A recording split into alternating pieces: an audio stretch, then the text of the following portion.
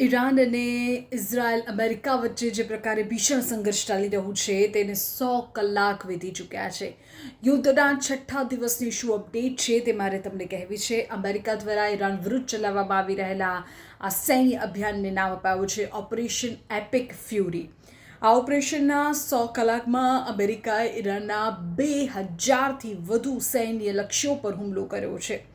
અહેવાલો એવું કહી રહ્યા છે કે અમેરિકા અને ઇઝરાયલના સંયુક્ત હુમલાઓમાં ઈરાનના સુપ્રીમ લીડરનું તો મૃત્યુ થયું જ છે. આ ઉપરાંત ઈરાનના અનેક ઉચ્ચ સૈન્ય કમાન્ડર અને સરકારી અધિકારીઓ માર્યા ગયા છે. આ તરફ નૌકાદળને મોટા પાયે નુકસાન થયું છે.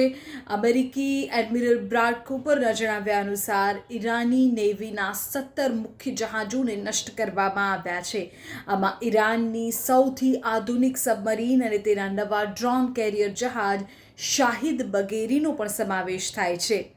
શ્રીલંકાના દરિયાકાંઠે પણ એક ઈરાની યુદ્ધ જહાજને અમેરિકી સબમરીન દ્વારા ટોર્પિડો મારીને ડૂબાડી દેવામાં આવ્યું હોવાના અહેવાલ છે કે જે ભારતથી પરત જઈ રહ્યું હતું. અને આ બાબતને લઈને શ્રીલંકાએ વિગતો આપી છે.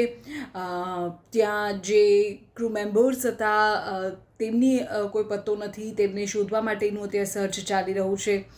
જાનહાનિની જો વાત કરીએ તો ઈરાનમાં અત્યાર સુધીમાં 1000થી વધુ લોકોના મોત થયા હોવાનું માનવામાં આવે છે. મોટાભાગના સૈન્ય કર્મચારીઓ હોવાનું કહેવાય છે, પરંતુ નાગરિકોના મોત પણ તેમાં હોઈ શકે તે પ્રકારની શક્યતાઓ અત્યારે વ્યક્ત થઈ રહી છે. આ સિવાય એક એવી ઘટના કે જેણે વિશ્વભરના મીડિયામાં ભારે ચર્ચા જગાવી છે. લોકો ચર્ચા કરી રહ્યા છે, પૂછી રહ્યા છે કે આવું કેમ થયું, શા માટે થયું, શા માટે યુદ્ધના જે નિયમો છે તેને નેવે મૂકી દેવાયા. મિનાબ શહેરમાં એક સાથે 165 શાળાઓની બાળાના અંતિમ સંસ્કાર થયા, કારણ કે છોકરીઓની સ્કૂલ હતી અને ત્યાં મિસાઇલ આવીને પડી. ઇઝરાયલે કહ્યું છે કે અમે આ મિસાઇલ છોડી નથી, અમે સામાન્ય લોકોને ક્યારેય નિશાન બનાવતા નથી. આ ઈરાનનું જ મિસફાયર હોઈ શકે છે.